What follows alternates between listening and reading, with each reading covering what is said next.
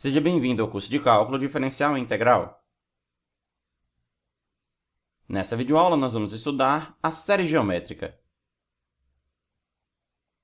Vamos começar lembrando de um conteúdo que a gente vê lá no ensino médio, que seria a progressão geométrica, que nada mais é do que uma sequência que tem esse formato aqui. Dado o número A, inicial, e dado o número R, cada termo da sequência será feito da seguinte maneira. O próximo termo é o anterior multiplicado por R. Então, nós temos aqui A, AR, AR ao quadrado, AR ao cubo, AR à quarta, e assim sucessivamente, até chegar aqui no enésimo termo, que seria A vezes R elevado a n-1. O que estamos interessados agora é na série que a gente forma ao pegar a soma parcial Sn como sendo o somatório de i começando em 1 até n, de A vezes R elevado a i-1. Essa série a gente vai chamar de série geométrica. Vamos analisar a soma parcial dessa série geométrica, que é dada por essa expressão aqui, como a gente viu anteriormente. Vamos supor que A é diferente de zero.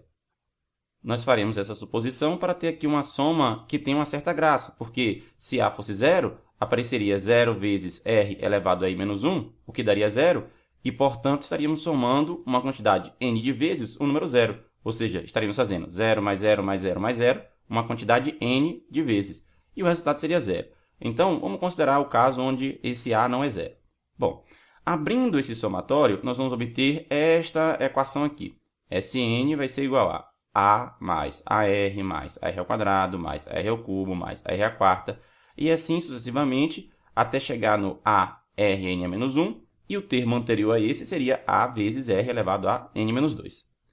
Ao analisar esta equação, alguém em algum momento percebeu algo interessante. Vamos multiplicar ambos os membros dessa equação por R. O que nós vamos obter?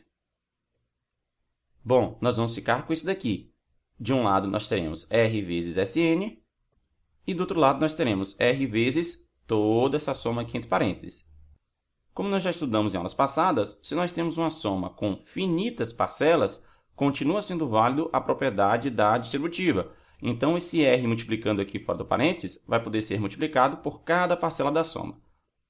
Ficaremos, então, com RSN no primeiro membro, a gente não fez nada aqui no primeiro membro, e no segundo membro nós vamos ficar com AR mais AR ao quadrado, mais AR ao cubo, mais AR à quarta, e assim sucessivamente até chegar em AR elevado a n. Esse outro termo aqui, ARn-1, também nós vamos ter antes do AR a n. Basicamente, o que vai acontecer aqui é, cada potência em R vai aumentar uma unidade. Então, aqui é como se a gente tivesse R elevado a 0, ficou R elevado a 1. Aqui tinha R elevado a 1, ficou R ao quadrado. Aqui tinha R ao quadrado, ficou R ao cubo. E assim vai. Perceba aqui como nós tínhamos R elevado a n-2 e ficou R elevado a n-1, que é pegar n-2 e somar 1. Nós tínhamos R elevado a n-1, somando 1, vamos ficar com R elevado a n. E assim nós vamos obter esta expressão. Vamos agora comparar esta última equação com a primeira equação. O que a gente percebe? Bom, aqui no segundo membro nós temos a soma indo de AR até ARn-1. Essa soma também aparece aqui, ó, no segundo membro desta primeira equação. Olha só, de AR até ARn-1. Então, nessa primeira equação, se a gente pegar esse A e colocar no primeiro membro, nós vamos ficar com Sn menos A, e desse lado vai ficar toda essa soma aqui, de AR até ARn-1.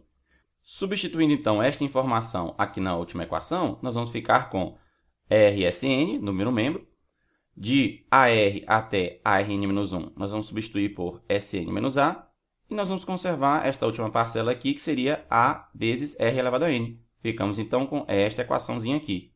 Nosso objetivo agora é isolar esse Sn aqui nesta equação. Como é que vai ficar, então? Bom, colocando Sn no primeiro membro, nós vamos ficar da seguinte maneira.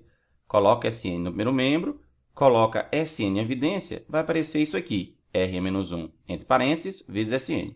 E no segundo membro continua menos A mais A elevado a Rn. Se você quiser pausar o vídeo aula agora e tentar refazer essas continhas aqui, seria interessante para você ir acompanhando melhor todo o raciocínio, tá bom? Supondo agora que R é diferente de 1, esse termo, R menos 1, vai ser diferente de zero. Portanto, você vai poder dividir toda a equação por esse termo. Ao fazer isso, nós vamos obter o seguinte. Sn vai ser igual a menos A mais A elevado a Rn sobre R menos 1. Pois bem, colocando A em evidência aqui no numerador, vamos poder reescrever essa equação e dizer simplesmente que Sn vai ser igual a que multiplica 1 menos r elevado a n sobre 1 menos r. Eu recomendo que você acompanhe essas continhas aqui, fazendo também aí com seu papel, e uma caneta, um lápis, como preferir, tá bom? Vamos considerar agora o que acontece quando a gente pega o limite desse Sn quando n vai para mais infinito. No caso, teremos então o limite quando n vai para mais infinito de a que multiplica 1 menos r elevado a n sobre 1 menos r. Analisando aqui esse limite, o que a gente percebe? Nós percebemos que esse a e esse r são constantes, eles não dependem desse número n que está aqui indo para mais infinito. Então, nós vamos ter esse a no numerador e esse 1 menos r no denominador. Esses termos serão constantes. Vamos, então, reescrever esse limite da seguinte maneira. Limite quando n vai para mais infinito de a sobre 1 menos r, que multiplica 1 menos r elevado a n. Como essa fração a sobre 1 menos r é uma constante, vamos colocá-la multiplicando aqui fora no limite. E nós vamos ficar com a sobre 1 menos r, que multiplica limite quando n vai para mais infinito de 1 menos r elevado a n. Precisamos, então, agora analisar esse limite. E para fazer isso, nós vamos ter que fazer algumas suposições sobre esse r. Vejamos a seguir como é que a gente vai proceder. Para analisar, então, o que acontece com o limite de Sn quando n vai para mais infinito, a gente tem que analisar este do limite aqui, quando n vai para mais infinito, de 1 menos r elevado a n. Né? Esse limite todo ainda está multiplicado por a sobre 1 menos r. Pois bem, o que acontece com esse limite aqui? Algo que nós estudamos lá no primeiro curso de cálculo foi o seguinte, foram os limites exponenciais. Então, nós sabemos que se esse r for maior do que 1, r elevado a n, quando n vai para mais infinito, vai para mais infinito também. Então, como aqui nós temos 1 menos esse r elevado a n, no final das contas, esse limite todo vai dar menos infinito. Bom, esse limite todo dando menos infinito está sendo multiplicado por uma constante, que é a sobre 1 menos r. Se toda essa constante for positiva, nós teremos que o limite vai ficar uma constante positiva vezes algo que vai para menos infinito, vamos ter como resultado menos infinito. Se toda essa constante for negativa, nós estamos multiplicando por algo que vai para menos infinito e, portanto, o resultado final será mais infinito. Então, em ambos os casos, quando r for maior que 1, o resultado vai ser infinito, seja positivo ou seja negativo, dependendo da constante a sobre 1 menos r. O que acontece agora se r estiver entre menos 1 e 1? Bom, se r for um número entre menos 1 e 1, nós sabemos, lá dos conhecimentos de limites exponenciais, que r elevado a n, quando n for para mais infinito, vai para zero. Então, nós teríamos aqui 1 menos 0, que dá 1, e, portanto, esse limite daria como resultado 1, multiplicando por a sobre 1 menos r, daria a sobre 1 menos r. Então, essa é a conclusão que a gente chega caso r esteja entre menos 1 e 1. Vamos analisar agora o que aconteceria quando r fosse menor do que menos 1. Nesse caso, esse limite de Sn quando n vai para mais infinito, ele não existe. E por que esse limite não existe? Bom, o que vai acontecer aqui é o seguinte. Imagina que um número é menor do que menos 1. Por exemplo, menos 2, menos 3, menos 4, o que você acha melhor. Bom, esse n, indo para mais infinito, se ele for um número par, vai aparecer um número negativo elevado a um número par, o que vai dar um número positivo. E nessa conta aqui, no final, nós vamos ter um número negativo, que vai ser 1 menos alguma coisa aqui positiva muito grande. Por outro lado, se esse n for um número ímpar, nós teremos um número negativo elevado a um número ímpar, e que, portanto, vai dar um número negativo. Como tem esse menos aqui na frente, vai acabar trocando sinal e virando essa coisa toda um número positivo, e muito grande esse número, inclusive. Somando com 1, vai continuar muito grande. Ou seja, dependendo se n for par ou for ímpar, o resultado dessa conta aqui vai ser diferente. E nesse caso aqui, então, nós não temos como decidir no infinito se n vai ser par ou ímpar. Esse limite aqui, então, vai não existir, tá certo? Eu recomendo que você pause agora a videoaula e pense em cada um desses casos aqui para entender melhor essas situações que a gente explicou, tá bom? No desenvolvimento que nós fizemos anteriormente, nós tivemos que supor r diferente de 1 porque aparecia um termo do tipo r menos 1 para dividir na equação. Então, a gente teve que supor r diferente de 1. Mas vamos imaginar então que a gente não tivesse feito o desenvolvimento daquela maneira e nós tivemos partido logo do início que r é igual a 1. Nesse caso, aquela soma seria o somatório de, começando em 1 até mais infinito, de a vezes 1 elevado a i menos 1. Pois bem, 1 elevado a i menos 1, i indo de 1 até mais infinito, isso aqui vai dar sempre 1. E 1 vezes a vai ser a. Então, no final das contas, esse somatório seria a mais a mais a mais a, uma quantidade infinita de vezes.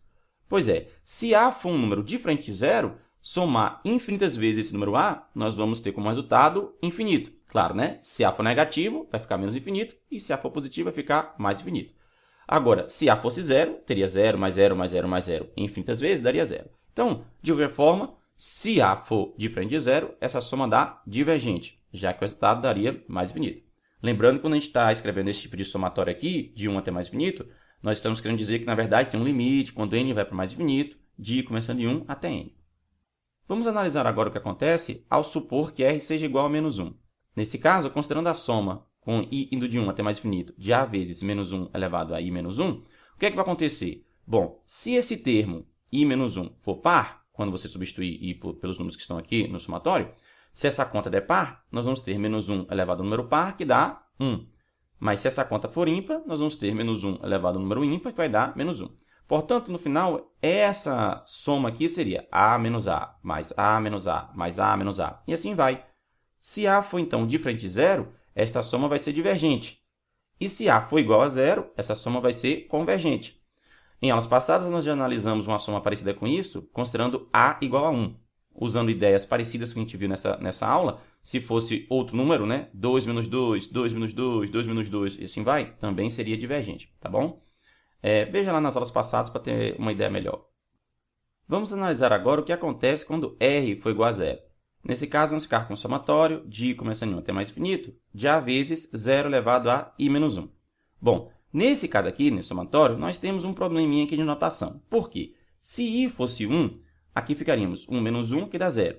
E apareceria 0 elevado a 0. Acontece que 0 elevado a 0 é uma indeterminação. Isso não está definido na matemática. Então, como é que a gente vai poder fazer aqui? Nós vamos separar esse somatório em dois, tá? Nós vamos imaginar, quando escrevemos isso, que na verdade começa de 2 até mais infinito, e vamos pegar separado aqui o a, certo? É como se eu imaginasse que seria a mais a vezes 0 mais a vezes 0 ao quadrado mais a vezes 0 ao cubo, e assim vai, tá? Então, nesse caso, nós vamos ficar com esta expressão aqui, a mais somatório de começando em 2 até mais infinito, de a vezes 0 elevado a i menos 1.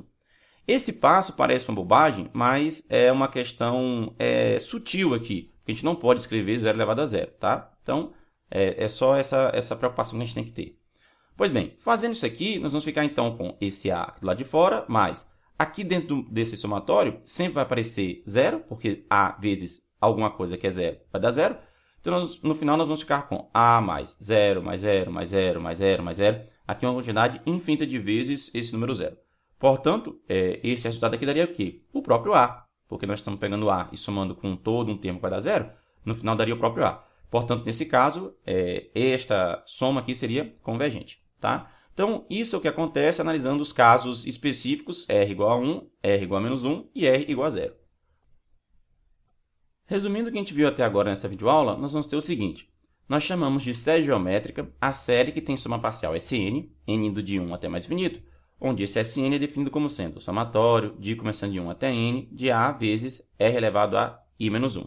Diremos que esse r é a sua razão, ou seja, a razão da série geométrica é esse número r.